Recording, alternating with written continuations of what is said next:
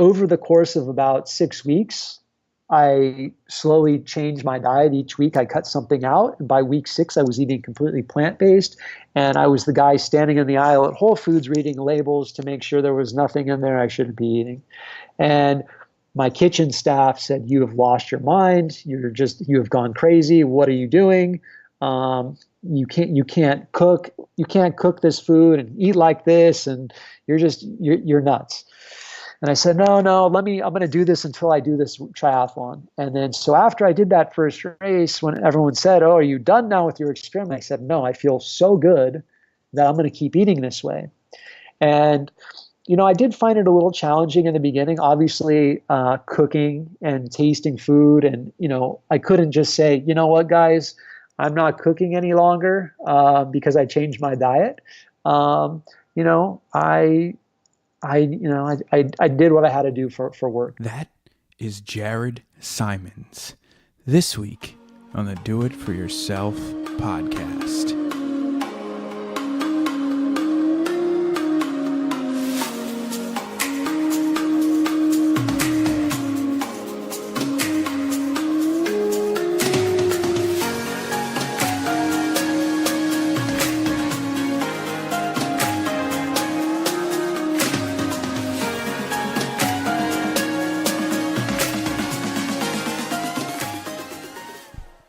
Hey everybody, how's it going?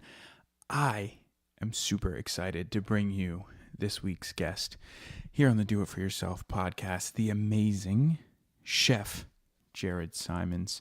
But before we get into Jared, I just wanted to handle a few housekeeping items here. The first thing I wanted to talk to you about is the Patreon account. So I made a few changes to the Patreon account. If you have not checked it out yet, you can go to patreon.com/do-it-for-yourself, or you can just click the link that I have available here in the show notes and on the doitforyourself.com. And with a minimum monthly donation of $5 or more, you are going to be added into a private Facebook group. Now, in that private Facebook group, you are going to have access to me, and you'll have access to the community of others who have also joined this Patreon group. And in the group, we are going to be able to have discussions about weight loss, triathlon, training, food choices, recipes, you name it. It's really just an open board for people to come on, ask questions, share their thoughts, talk about training, etc. So I'm really excited to grow this community of like-minded individuals, and I really look forward to having you in that community with us.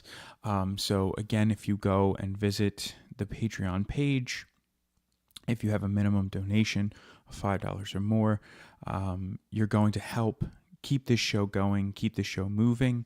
As I'm sure some of you may be aware, it is expensive to put on a podcast with the bandwidth and the storage and everything associated with that.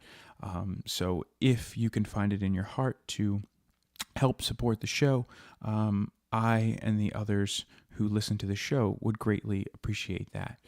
There are some other options available, but I figured, with a $5 donation was definitely the one that I wanted to highlight, as that's the one that I've made the change to.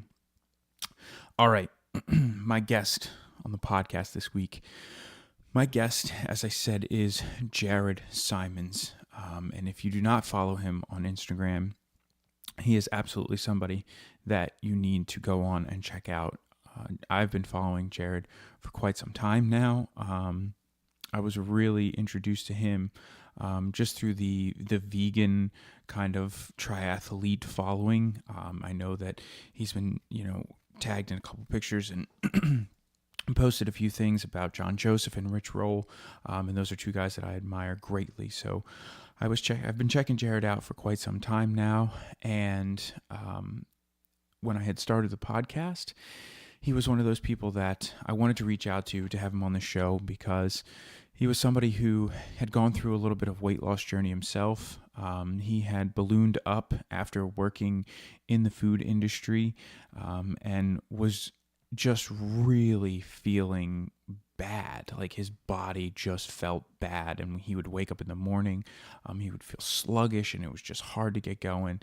And he actually started working out because there was a guy that would come into his restaurant who owned a gym. And Jared worked out a deal that he couldn't afford to pay this guy as his personal trainer, but he promised him that if he would train him during the day, he could come in and have lunch at the restaurant. So that's how Jared kind of worked out his first deal, to have a coach and a personal trainer. And after constantly thinking about John Joseph's, vegan movement and doing triathlons, and really just how great Jared thought that John Joseph looked, he decided that it was a triathlon that he wanted to do. And so Jared had signed up for his first race, and he really started to focus on the triathlon training. And through all of this, Jared had started his Instagram account, and originally he kind of started it as, from the chef side, and he wanted to post pictures of the food, some of the things that he was cooking. And he found that the pictures that were getting more interactions and more likes and more support were just his downright, down-to-earth training pictures, where he would post things about his training. He would post things, before, during, after, and he was kind of just chronicling his triathlon training. And so that's really what he has morphed his Instagram feed into. It's something that I really enjoy following. I like to see what he's been up to, kind of what he's getting into, and following him along as he, trains for, right now, his full Ironman that is going down in Arizona. So this is my interview with Jared. I hope you guys enjoy it, and I look forward to talking to you after. That is correct. It's funny. I was telling someone yesterday, eight Ironman branded events. So coming up on my third Ironman, and the only time they've ever said my last name right was a race in Mexico, which I found so funny. That is pretty funny. It's just like, it's a different, in a different country, they got my name right, where you would think if you go to a different country, they get your name wrong. Yeah. But it's like, man, I just did an Ironman and you can't even get my name right. That would be like my worst nightmare. Because everybody wants that finisher video or that nice audio of them coming across the finish line, for that Ironman race, and then they end up saying your name wrong. Yeah, it is what it is. What are you going to do? All right, man. So let's get rocking here. I'm with Jared Simons, and he is a chef. He's actually the owner at a restaurant called No Name. He is a multiple Ironman finisher. And just as a side note and a little fun fact, he is also the owner of a very badass Mercedes-Benz Sprinter van that I am very jealous of. So, Jared, thanks so much for coming on the show. And how's everything going? How's the training going? Training's well. Unfortunately, a couple weeks back, I took a spill on the bike and ended up with a grade 2 shoulder separation. So I'm doing everything I can to get ready for Ironman Arizona in about 5 weeks, and probably will be able to get back and get some swimming in the next week or two, and hopefully be ready to race. So where was your swimming before the accident had occurred? Like, were you in that 1 mile-ish range, like 1.5 miles? Where were you as far as your progression goes? Well, in terms of swimming, definitely I've been recently 3 days a week 3 days a week swimming. Being that I'm in Southern California all summer, we've had really great water. So, 1 day a week, at least getting out there, getting a couple miles in. So I'm not too concerned in terms of swim fitness. The swim in an Ironman is the shortest part of the day. So I'm just looking to make sure that I heal my shoulder and recover properly, and get into the race and don't don't further the injury. Yeah. Yeah, absolutely. I think the rehab of the shoulder itself would probably be the main concern right now, as opposed to the swim fitness in that situation. Yes, exactly, exactly. It's one of those things. The shoulder is an important joint in the body, and you know that's more important. Healing that and being healthy is more important than a race, at Yeah. least in my eyes. Yeah, absolutely, absolutely. So I know that as a youngster, so to speak, you were a wrestler and you were into some scuba diving. You live in Southern California, so like you were just saying, you have access to the water all the time. But talk to me a little bit about how you got into triathlon. Like, how were you introduced to triathlon? How did you hear about it? And what sparked your interest in the sport? Yeah, like you said, I grew up in Southern California, so always around the water. Started swimming, not competitively, but started swimming as a kid. Started surfing. Got scuba certified when I was 12. So I've always been active, and as I got older, I played Pop Warner football, and then into high school, just started wrestling year round, and that was really it. So I didn't come from a background of swim, bike, or run, but to be quite honest, my very first triathlon was, I believe, when I was 18 or 19 years old. When I had moved up to San Francisco to go to culinary school, my stepbrother, who I lived with at the time, wanted to do a sprint distance triathlon. He was hanging around with some swimmers from San Francisco State. And so he thought it would be a good idea. So we loaded up the car, we went to this race, and I had no idea what I was getting myself into. Again, it was a sprint, so it wasn't very long. But it was a good 20 years before I did my next triathlon. Yeah, so I was going to say, because you've only been in this sport, like relatively speaking, and really into it, you've only been doing this for the last couple of years or so. So when you did that first race, it seems like you did not get bit by the proverbial bug, which is kind of outside the norm for a lot of the triathletes that I've had on the podcast so far. Yeah, I think, when you're 18, 19 years old and you're focused on other things and you do a weekend race, it wasn't anything I said I need to do this again. I think my legs were so sore, I probably just definitely put it completely out of my mind.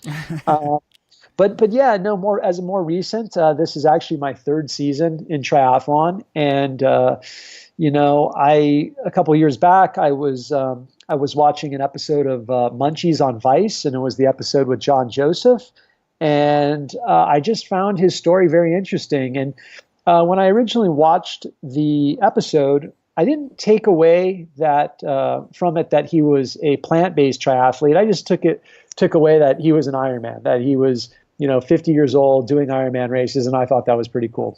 Yeah. So, I came home and I told my wife, I said, I want to do a triathlon. And she said, I don't know what that is, but it sounds like another expensive hobby. So I said, yeah, don't worry about it. And, I'd already been cycling and kind of been on my mind, getting a bike and just mixing it up. I was the kind of guy that, I was already working out 5 days a week through, weight training and some running, just simply to stay in shape. And probably really so I could eat really whatever I wanted on the weekends, Yep. And still look relatively good. But I again thought John's story was so interesting, and so I went to the bike shop. I bought a bike. I joined a local tri club just to get some more information and about the sport, and that was really it. And then off I went. I'm a goal-oriented person. So I figured I needed to sign up for a race to start training. And so I signed up for a local Olympic distance race, which was probably about 4 months away. And, I think a week or two before that race, I really kind of probably then got bit by the bug. Just enjoying the training, the daily regimen of training, and had actually signed up for two more races prior to that first race. So you were bit by the proverbial bug before you even did your, I guess, first quote unquote race, because we won't really count the one when you were 18. That seems like it was more of just like a, hey, my stepbrother's doing this, I'm going to tag along with him. But, you were all in almost before you even completed the first race that you were really taking serious and training for. Yeah, like I said, I'm a goal-oriented person, and I found it to be similar, probably in terms of, just dedication to wrestling, in the sense of kind of you get out what you put in, and there's really no one else out there to do anything for you. So, it was kind of not so much of a lifestyle change in terms of training, but just a little more focused, and I really enjoyed that. So that's kind of what really sparked the interest in it and the overall lifestyle. And now when you were talking about, doing that first race, you mentioned that you had gone up to San Francisco for culinary school, and your career as a chef is something that I absolutely want to dive into. So I want to start with, where did your interest in food and becoming a chef come from? Did you have that from a young age? Like, did you have exposure in high school, or did it come kind of later on? Well, I think it came definitely at a young age. I was a heavy kid, so I found myself around the kitchen, and really enjoyed eating. So, I was always trying to help my folks with dinner when I could. And by the time I was in high school, by the time I was in high school getting my driver's license, it was one of those things where my folks said, if you get a job, we'll help you get a car. So, I got a job in a local restaurant as a busboy. However, I dyed my hair red, and the owner didn't really care for that. So one of my options was to either go home and change it, and the second was to start working in the kitchen. So I immediately opted to keep my red hair and start working in the kitchen. So washing pots and pans, helping make appetizers and salads, and really just doing whatever prep work I could get my hands on. And I think, it was the environment. If you've ever read Anthony Bourdain's Kitchen Confidential, kind of what he writes about that, about cooking in the summer, a very pirate ship atmosphere. It was one of those types of kitchens. So, as a 16-year-old, you're kind of really into that stuff. And at that time, I was also wrestling. So by the time I was a senior in high school, I unfortunately, because of an injury, had to give up wrestling and really just decided to focus more on cooking. And I spent all my extra time at the restaurant working, and told my folks I applied to college, which I never did, and just contacted the culinary school in San Francisco and told them I wanted to be a chef. And do you think that, were your parents in full support of you going to culinary school, or do you think that you kind of kept that as a secret from them almost? No, I think they were definitely in support. They were always supportive of really allowing us as kids to really do what we wanted to do. There was definitely some hesitation from my grandparents who didn't really understand it. When they said, "Well, your dad's a pharmacist. Why do you want to be a chef? Maybe you want to be a doctor?" And I said, "No, I really enjoy cooking." But one thing my grandfather said was that if you're going to be a ditch digger, just be the best ditch digger that you can possibly be. And so I think in the end, it wasn't such a big deal, and everyone let me go do what I wanted to do. Yeah. As long as I was going to put that energy into it. And I think that, you just to your grandfather's point, I think you are absolutely achieving that with your restaurant right now. Well, thank you. It's a funny thing. I opened my first restaurant when I was 22, and my second by 26. And pretty much from the time that I committed myself to cooking, that's really all I did. So, early on, I just ended up in an opportunity where it allowed me to open a business, and I didn't really know what I was doing, but definitely figured it out along the way, and had a really great mentor in doing that. And, I think growing up also wrestling really helped me, because it is a very hard sport, and it is a sport where, again, it's an individual sport. So you're doing you're there doing everything. If there's no one there to do it for you. Right. And so that really taught me how to work hard. And, cooking, it's funny because today in the world of cooking, kids, they want to, because I think what they see on TV and what they might experience going out, they want everything now. So they want to be a chef now. And it's one of those things, it's a learned skill, and it's a long road. And, if you dedicate yourself to it, you can become very accomplished. So I think I realized that early on and just put my head down and did it.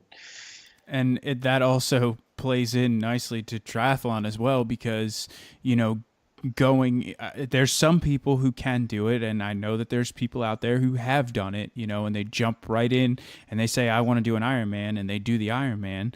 But there's also the burnout and everything else that comes along with that. But triathlon is also a lifetime sport, and it's, you're in it. Most people, I should say, are in it for the long game, just as you were with, your whole culinary journey. Yeah. And I think to that point, again, signing up for that first race, I didn't really know, I didn't really know where it was going to go. But again, it definitely, I really enjoyed the lifestyle and the training aspect. And, as I've gotten older, I've become more in tune with wanting to be healthy and stay healthy. And, I think at the end of the day, if you take everything away, all that you really have is your health. So, it's one of those sports that I think if you approach it in the right way, it can be a sport you'll be in for a very long time. Yeah, absolutely. So I want to talk to you a little bit about when you were coming out of culinary school, because when you had your first job and before you went to culinary school, it seems like you were already starting to kind of help prepare some of the meals and maybe some of the appetizers and things like that. And when you come out of culinary school, did you, in your first job, actually have to take like some steps back? How does that all work? Like once you graduate culinary school, I'm assuming you don't go and you're the head chef somewhere. Yeah, no, culinary school, it's a funny thing. It's not like a 4-year university per se. These culinary schools are somewhat of a business, and obviously you pay a tuition, and they in turn give you some knowledge. But in my eyes, it's not always worth it. And I think that in today's world, if you really want to be a chef, or you want to cook in a kitchen, I always recommend everyone to just go and do it, and start at the bottom, because if you go to culinary school, you're going to start there anyways. But you're going to go start at the bottom, having spent all this money, or possibly be in debt and be entering into a profession where you don't make a lot of money. So, I always tell people that if just like with a lot of things, if you want to just go learn it. But yeah, going to culinary school, you come out and you kind of start on the bottom anyways, like I said, and that was really it. I think that was an expectation I had. Again, I think doing that over 20 years ago now,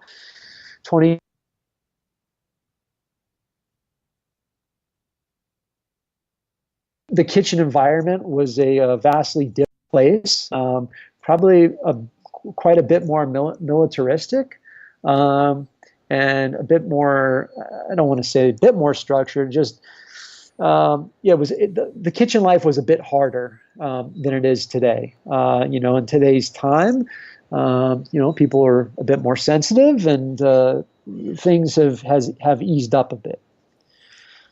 Yeah, so there's not that like crazy people yelling in the back like you see. Oh God, what's the name of I can't even remember the name of the famous chef that had the TV show, and that was basically what it was. It was like him yelling at people all the time and telling them that they sucked. Yeah, Gordon Ramsay. Yeah, Yes, thank you. and I definitely was a part of that culture. At the age I started cooking. That was very prevalent. So, yeah, it's one of those things. You come out of culinary school and you start on the bottom, and you just, again, what you put into it is what you get out of it. And so how I want to kind of go through and I don't want to make it seem like I'm fast forwarding too much. So if I am, stop me. But after you had come out of culinary school, about how many jobs did you have prior to having this idea to open your own restaurant? Well, I worked at a very well-known restaurant at the time for about 2 years, and kind of worked my way through the kitchen. And so, being in an environment that was serving, being in a fine dining environment, let's say, um, the knowledge that I was learning was just it was amazing. And so, after that, I took another job, which gave me some more experience in other areas of the restaurant. And I also continued to stay in contact with the gentleman who was upset that I dyed my hair red, as he was a great mentor in regards to the operations of a restaurant. And it was probably, so yeah, it was about 3 years after finishing culinary school that I ended up opening this restaurant. Now, is that the norm? Definitely not. I happened to fall into a situation with a gentleman who that I was just going to work for. There was a cousin. His cousin was the chef. They had a falling out. He needed some money, to get the place done. And I was able to scratch something together, and we became partners. And then he needed more money, and then I brought in my mentor, and it was a very it's kind of like a soap opera, really. But at the end of the day, I found myself being very young and owning a restaurant. And I kind of because of that, I skipped probably my college years. Things that you should, probably the fun that you have. I kind of skipped over all that and just took on the responsibility at a very early age of owning a business. Yeah. Oh, I But mean, but how but how old it's were you? 22, Oh, 22 going on 23, and wow. and I say it's one of those situations. It doesn't it's definitely not the norm. I always tell that to people, when perhaps they've seen what I've done or what I've accomplished. And I definitely like to remind people that I'm not a very good example in terms of sometimes of the progression in the culinary world. I just happened to fall into some situations that were very beneficial for myself. Well, and this is something, the point that I wanted to bring up when you had said that. Do you think that it was like a luck and you fell into this, or do you think it was because of the people who you surrounded yourself with? Like, you stayed in contact with the gentleman who didn't like your hair, and you must have stayed in contact with him for a reason. Like, he was a good mentor, and you knew that he was someone in the industry. So do you think it was luck, or do you think it was more of a product of your environment and the people that you were surrounding yourself with? Wait, I'm going to say a little bit of both. A little bit of both. Definitely, I've always tried to surround myself with good people, and people that I can learn things from. But at the same time, there was a bit of just the way the way the universe works. There was a few things that went my way. And so now you're getting deep into the restaurant industry. You're owning your own restaurant here for the first time, and you're 22 going on 23. I would have to imagine that the hours that you were working were probably pretty insane because, the restaurants, some restaurants are open at, 11 a.m. and then they end up staying open until 11 p.m., sometimes midnight, sometimes later. I would have to imagine that kind of a schedule paired with being around all this food all the time was not the best situation for somebody who had struggled with being around food and their weight at a young age. Yeah, that's a good point. The toll of that lifestyle didn't really start to take effect until I opened my second restaurant. So, which was at 26, and that's when I moved to Los Angeles. And I think the biggest difference was that when I had the first restaurant, I had a business partner, and so there was some responsibilities that he was able to shoulder, and I had my responsibilities, and so the workload, and when I mean the workload, I don't mean just the cooking, I just the overall running a business. Was a little bit easier. Not to mention it was a very small restaurant, talking like 30 seats, very small staff, very small restaurant, very, very manageable.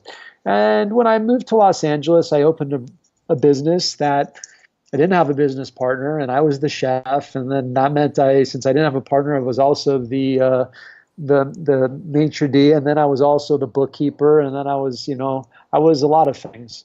And the hours, while the restaurant wasn't much bigger, just doing a lot, all these additional tasks, the hours added up. And so for me, I really felt that's when I was at my most unhealthy, if you will.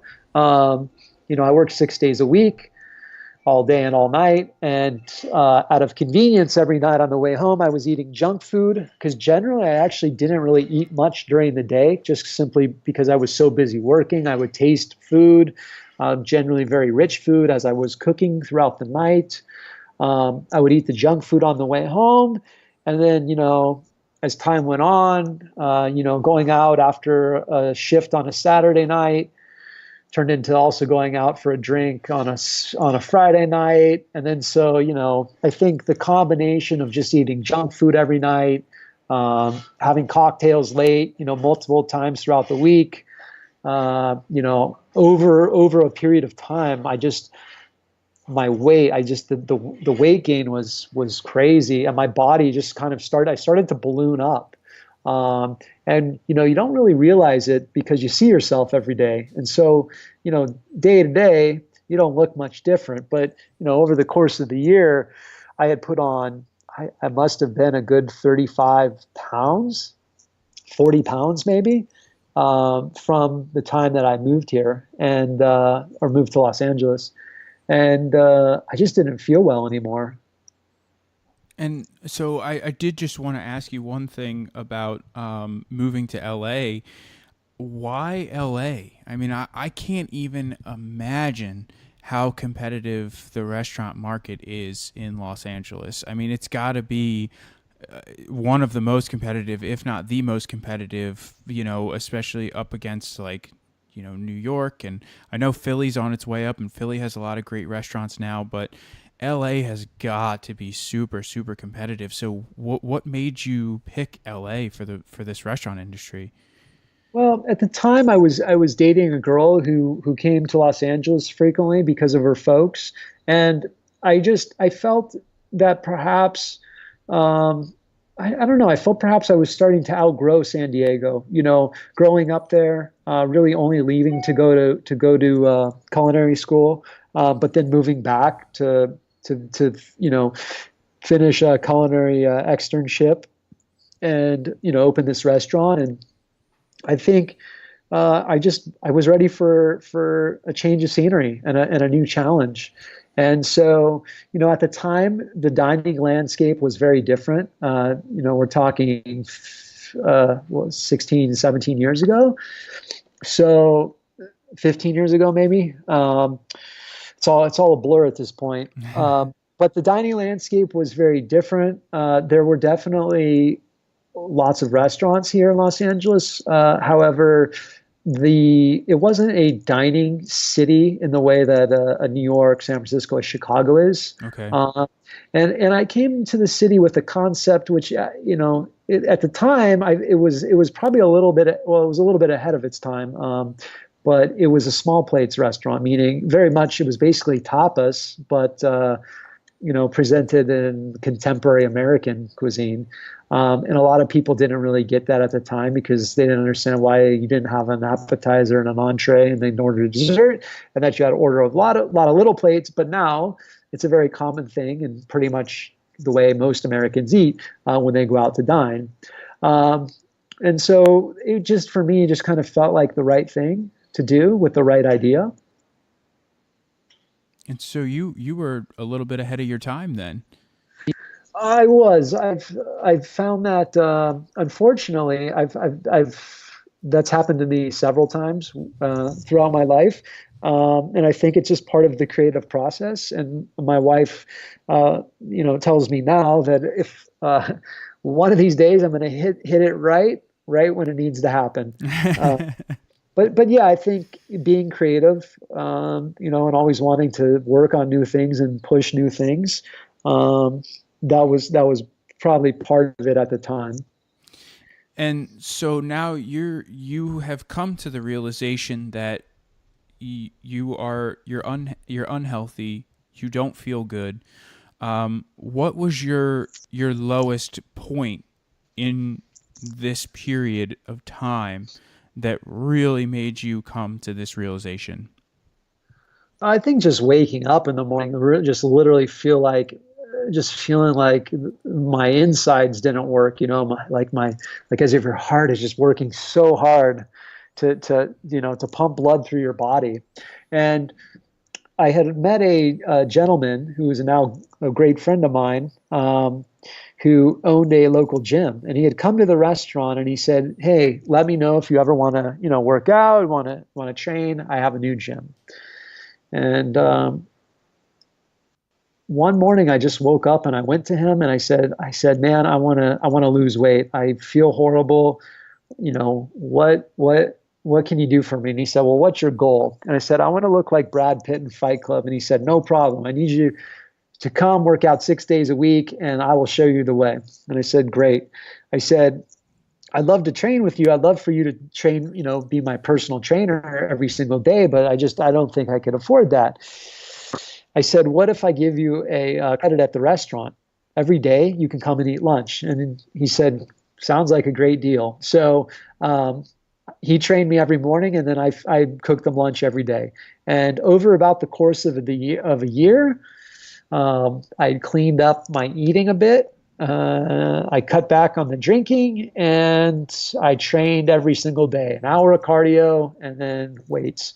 And I lost about 50 pounds. And that for me, once I achieved that was really what sparked me.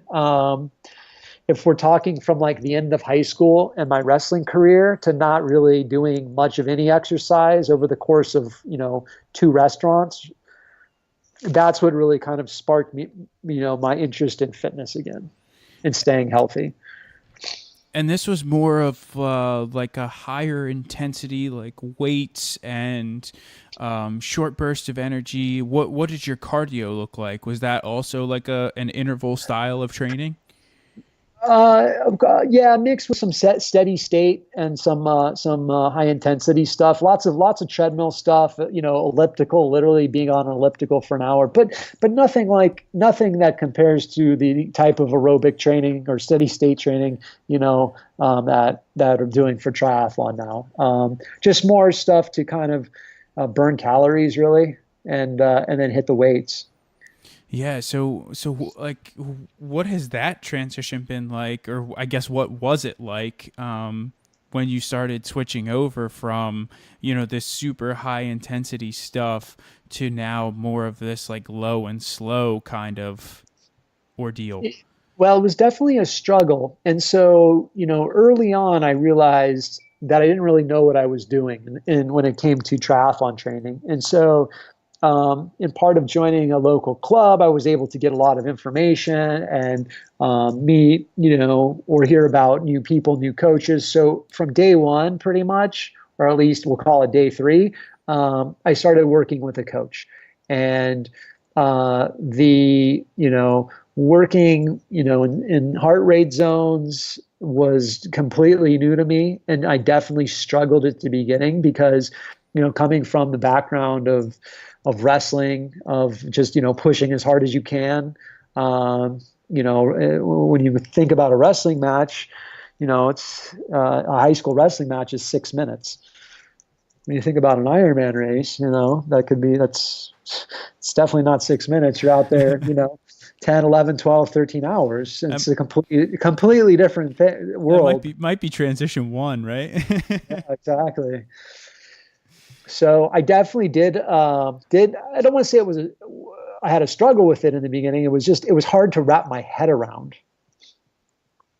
And you mentioned it there, but I wanted to ask you a little bit more about the importance of joining that tri club so early on. Like, how important was that for you? Well, I think, again, it was more for informational purposes, which was great. I didn't really participate in anything that that particular tri club offered. Really, it was really just more for information, which was good. And from that, again, I met just different people, coaches. Was able to kind of see what other people were doing, or see what types of events were going on, and so just from an educational perspective, I thought it was really great. I would say if there's anyone out there that's looking to get into the sport, go to your local bike shop, or go to your local pool and just start to meet people, because I think people within the sport, especially people that are involved more with the Ironman distance, are very helpful in getting people, or at least making people comfortable in the sport. I mean, I could not agree more. And I think I've told this story on the podcast before, but I'm not certain. But when I was first getting into this sport, actually the first thing that I did was a 10-mile run. And so I was talking with someone at the health club where I was working and training, and I said, "Oh yeah, I got a last-minute offer to do this 10-mile run. Like I was really excited about it." And he's like, "Oh, that's great. Like, what have your paces been? Like, how long do you think it's going to take you?" So I told him, and he's like, "Well, have you been practicing with like gels or anything?" And I'm like, "Gels? What is that?" Like, I had no clue. And so he had his bag with him from his swim workout, and he's like, "Oh, hold on." He's pulling all this stuff out of the bag, and he's like, "Oh, here." And he hands me this like little packet, which now I realize was a gel, but he's like, "It's probably going to take you about an hour and a half or so to do the run. So do you want to just rip this thing open and suck all the like little gooey stuff out of there about 45 minutes into your run?" And I'm like, okay, like, it sounds good, whatever you say, man. And so I was just amazed by the fact that, like, and it's been like that ever since. Like, anytime I have a question about something with a bike or shoes or this or that, like, it's just everyone is so willing to help out one another in this sport.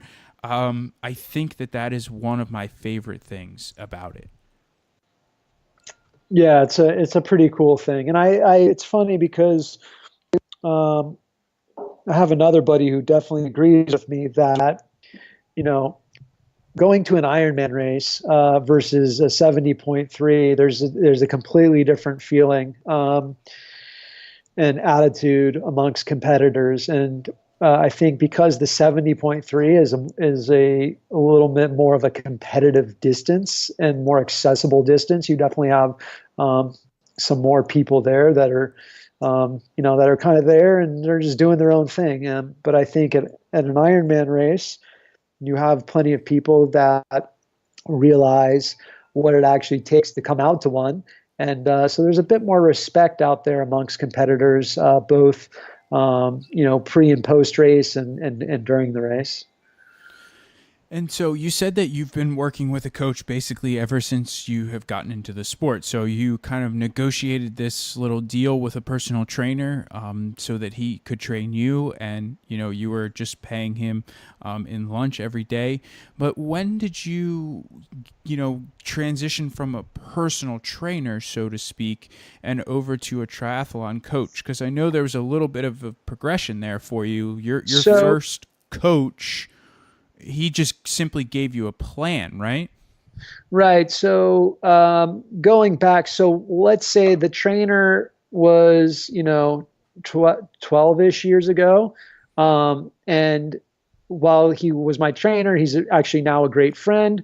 I think after training with him for a couple years, that kind of sent me on my way, over the last 7-8 years to kind of be able to train on my own day to day, work out, stay in shape. And then, so again, that was probably the catalyst for me to lose weight and get healthy again. And then, fast forward to now, or just a couple of years back, wanting to get into the sport of triathlon. That's when the coach came in there. And so your first triathlon coach that you had, he delivered a plan to you, and you kind of just executed on that plan.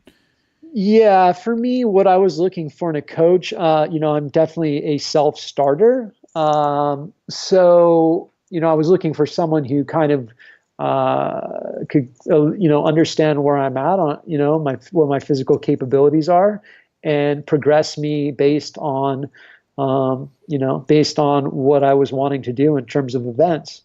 And that was kind of that was my first experience with my first coach, who I spent 2.5 seasons with, and opted to make a coaching change just because I think at the point it was just important for me to have a fresh perspective as I'm looking to do this long term. And so now, do you work with a coach who is delivering workouts to you and gives you a plan maybe every week, every 2 weeks? Like what does that look like? Yeah, actually now I'm working with Chris Hout, who a lot of people know as he trains Rich Roll. And I found, after a conversation with him, to really be exactly what I was looking for. I think it's definitely important if you're looking for a coach to find a few people and really interview them, and to make sure they're what you want. But I was really interested in working with him, and again, after a conversation, knew that he was the right person. And yeah, it's kind of based on what I'd like to do in terms of events, and what my day-to-day calendar looks like, and what I can get achieved. So that's amazing that you get to work with Chris Hout, because I've heard Chris on Rich's podcast before, and he just has, like, I feel like if you were like on the edge of a cliff, like that's the person that you would want to talk to, like especially as a triathlete, like you're in the midst of your taper week, like right before your A race, and you're freaking out because something's not going the way that you thought. Like I could only imagine being able to call Chris Hout. Like he just has such a calming sense about him that I feel like he would be an absolutely amazing coach. Yeah, we've been working together now for the last couple months. It was something that I made a change in the middle of the season. And yes, his voice is very, very calming, and just kind of working through what I already had on the calendar to set up for a really great 2019. And so I want to touch on No Name before we get out of here, because Sure. I think that No Name is it's a little bit different than probably the first two restaurants that you had started. So talk to me about the concept for No Name and where that concept came from. So the The space was a live music venue for a very long time, and the venue had moved locations, and the space became available. And one of the partners, he had grown up in Los Angeles, going to that space to see really amazing shows, and wanted to preserve the culture of what he experienced there when it was a live music venue. So the idea that he had was to keep it, one, a live music venue, and two, have way better food and drink than what they had prior. It was the kind of place that wasn't known for its food or drinks, and you may have paid a small cover fee to get some food to be able to have a table to sit and see the show. So the idea was really more, let's have a great restaurant bar with really great music and make it a place that people in the art community, people in the music community, people in the food community can come here and really appreciate what we have to offer. And my wife connected me with him and said, they're looking for a chef at this project. And so I went and met with him, and he told me, he's like, listen, I already have found a chef. I have found someone for this job. But I'm not, I really just kind of settled. He goes, I know what I'm looking for in someone to be here and someone to be a part of this with us. But I don't think this person is it. And I said, okay, great. And he said, can you do a tasting for me? Which is, very typical of a chef going to get a job. And I said, sure. And so I came home and my wife said, what are you going to make? And I said, I'm going to make fried chicken. And she said, that you can't make fried chicken for a tasting. And I said, why not? She's like, it's not enough. You need to do like a 5-course dinner. And I said, no, I don't. I know what they want. I know what they want. And sure enough, I went, I did this tasting and made fried chicken. And I served the meal, and I went back to the kitchen, and I didn't hear anyone say a word. I let a few minutes go by, and I popped my head out, and I said, how is everything? And they said, you're in. And that was it. And so I was given carte blanche to do what I like in the space in the kitchen. And from that, my role has grown tremendously. And it's a place that, for us, it actually didn't have a name, and people just simply started calling it No Name. And that's where we're at. And so do you guys, now, is it all vegan food, or do you have non-vegan options as well? No. So the restaurant, actually, we're coming up here on 5 years, and my triathlon journey has only been 3. And Okay. so I actually changed my diet when I started triathlon. So, and it was solely for an experiment. So the core of the menu was very much, American supper club. We'll call it contemporary American cuisine. And, one of the most popular dishes was the fried chicken, and still is the fried chicken. And, as I dove further into kind of honing in on what is the best way to train and take care of yourself for endurance sports, I kind of kept coming back to this plant-based diet. And then, circling all the way back to kind of the beginning and telling you about John Joseph, I kept going back to John's video. And then, it led me to Rich Roll's book. And then, just kind of down that rabbit hole. And so over the course of about 6 weeks, I slowly changed my diet. Each week I cut something out. And by week 6, I was eating completely plant-based. And I was the guy standing in the aisle at Whole Foods reading labels to make sure there was nothing in there I shouldn't be eating. And my kitchen staff said, you have lost your mind. You have gone crazy. What are you doing? You can't cook this food and eat like this. And you're nuts.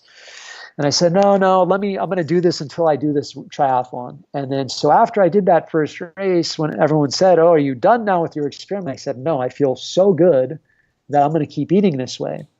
And I did find it a little challenging in the beginning, obviously, cooking and tasting food. And, I couldn't just say, you know what, guys, I'm not cooking any longer because I changed my diet.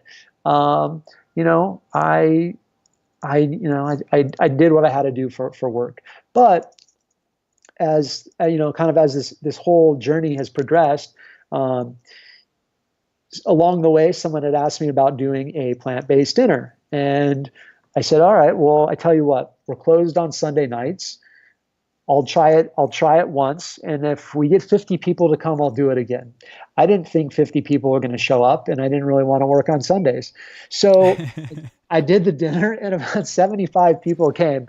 And I said, fine, we'll make it a thing. So started doing the dinner once a month. And I have everyone from ethical vegans to, omnivores throughout the restaurant eating fried chicken once a week come to the dinner just simply because they want to see what I'm doing. And over the course of the last 2.5 years, a lot of those dishes have kind of have been refined and found their way onto the menu. So if you're coming to No Name to eat on a day-to-day, it is not a vegan restaurant. However, there are plenty of vegan options. And kind of early on in my journey as well, a lot of people felt more comfortable to ask me, if they felt the menu was limited for their diet or they didn't see something on there, if I would mind making something for them. And, years ago, I would have said absolutely not. But, where I'm at now, I think, hospitality is very important. And, kind of having just a different perspective on food and cooking. I was happy to oblige. So I think I've been able to find a happy medium in terms of the menu. And then on a day-to-day, I'm not physically on the line cooking day-to-day as so much anymore.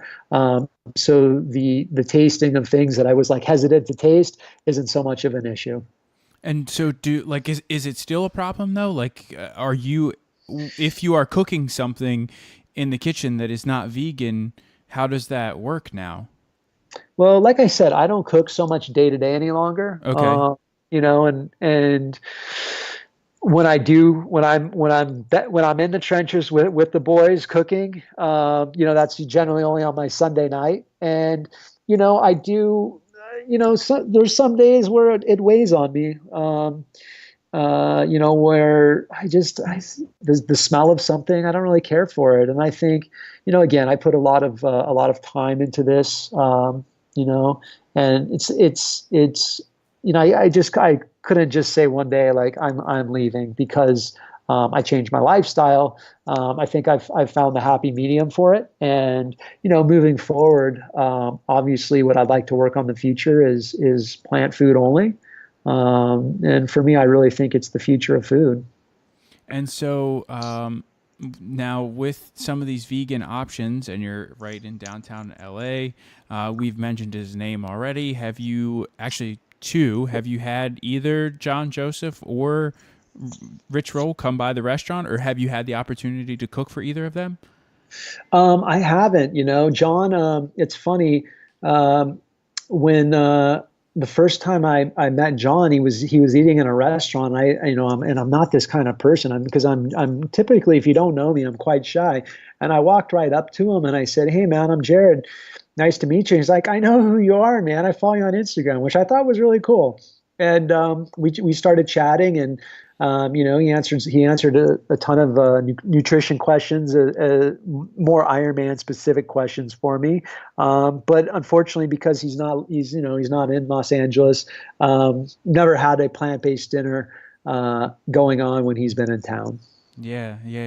I know, and he's over. I mean, I think he's been going out there a little bit more. I know he's working on a TV project, so I think he's been out there a little bit more recently. And obviously, he was just on the Joe Rogan podcast, which I was really, really pumped for him on that. Like, that's huge for him to get on there, especially after this whole debacle with like Rogan and him trashing vegans and like all this other stuff that went on. But like, I think it was really cool, for John to be on such a large stage in the podcast world, but also to sit down, and kind of be the spokesperson almost for vegans, talking to Joe Rogan.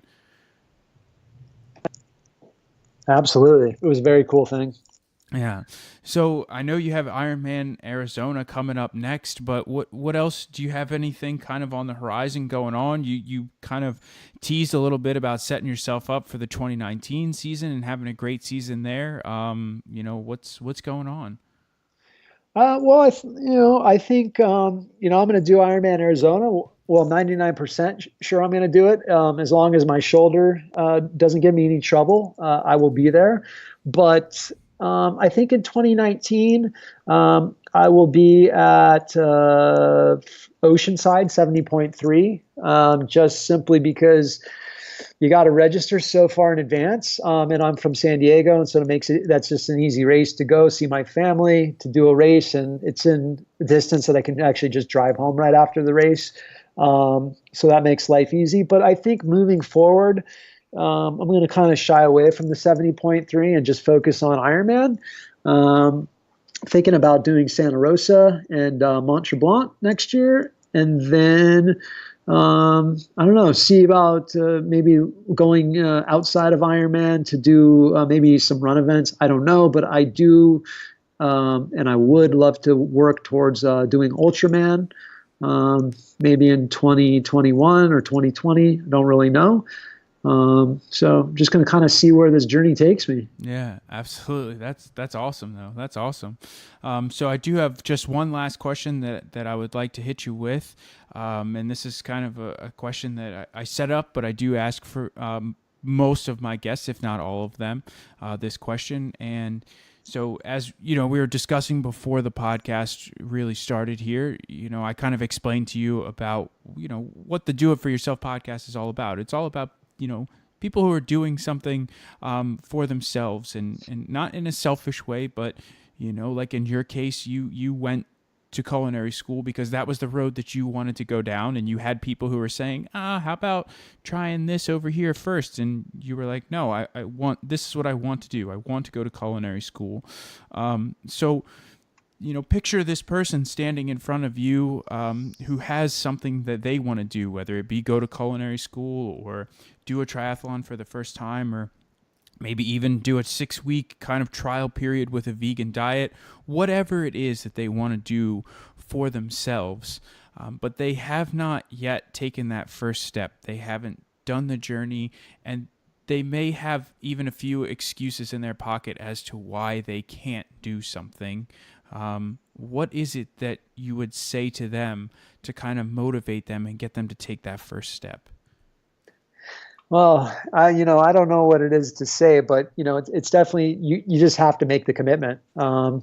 It was like me wanting to do triathlon. I knew if I didn't sign up for a race that I could train, but what was I training for? So I think really identify, what the goal is, and just do it. I think like you asking me to do the podcast, you asked and I said yes. I could have said no, but I said yes, but you wouldn't have known had you not asked. So I think it's very much just having that as John Joseph would say, that PMA, and just knowing that just about anything's possible if you just take that that first step. Yeah, absolutely. Absolutely. And I've found that more and more with the podcast, that like all you have to do is ask, like if, and what's the worst that's going to happen? Somebody may say no. Well, then maybe they're just not interested in kind of like putting themselves out there like that. But, like I said before we started, the answer is always going to be no if you don't ask. So I may as well just send a message to somebody who I've been following on social media and I admire their journey, and I really want to have a conversation like this with them and kind of find out really what they're up to and, where they came from and so on. Absolutely. So, all right. Well, Jared, thank you so much for coming on again. I really appreciate it. Just do me one more favor and tell everyone where they can find you on the social media channels that you use the most. I can be found on Instagram only. I think at my age, that's all I can handle. One channel, Instagram, Jared Simons _chef. Yeah, and you're definitely posting awesome pictures of training and racing and all your food that you're, cooking up from time to time. So Yeah, that, in the last, I'll leave, I can say this as a last note. It's funny with the Instagram. I used to post pictures of my food, and I'd have a few friends like it and not even show up to eat. So I decided with the triathlon, I would just kind of chronicle my journey. Again, not knowing where it was going to go. And I just started posting pictures of me training, or at least trying to capture what I did in that training session or in that day. And I found that I had such a huge response from people I didn't know, um, whether it was, you inspired me to go out and train today. You inspired me to do a race. I want to get healthy. I would like to change my diet. How can I eat better? Whatever it is. And I found that so much more impactful, that's kind of was the catalyst for, continuing just to chronicle what I'm doing in my day in terms of training and trying to make myself a better human being. yeah. And yeah, I mean, you're absolutely doing an awesome job of that and just chronicling, as you said, what's going on in training for that day. And every once in a while, I wish you posted it a little bit more, but every once in a while, you'll sneak a picture of the Sprinter van in there. Yeah, I guess that's a lot. I do get a request for that a lot. I think when I find some more free time and can get my wife and the dog out on the road and a little bit more camping in, definitely we'll get some more pictures in the van. Yeah, absolutely. Absolutely. I'm quite envious and jealous of that. So, That it took a lot of convincing with my wife to allow me to get that vehicle. Um, she didn't really have an understanding of what it was and thought it was another thing I probably didn't need. But once I brought it home and it was completely finished, she decided it was one of the best things I've ever done. yeah. Yeah, I bet. I bet. So, all right. Well, I've stolen enough of your time. So, again, thank you so much for coming on. I appreciate it, and I appreciate you sharing your journey with us here on the podcast. And I look forward to adding you to my list of people to track for Ironman Arizona coming up. Right on. Well, I appreciate you having me on, and hopefully, so we get some people inspired to go out and take that first step. Yeah, absolutely. All right, awesome. Well, thanks so much, Jared. I'll talk with you soon. All right, my man. Thank All you. right. All right, my friends. What did you think of that one?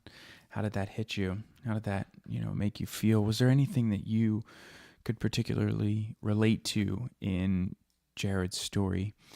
I thought it was partially insane that Jared was owning a restaurant at such a young age.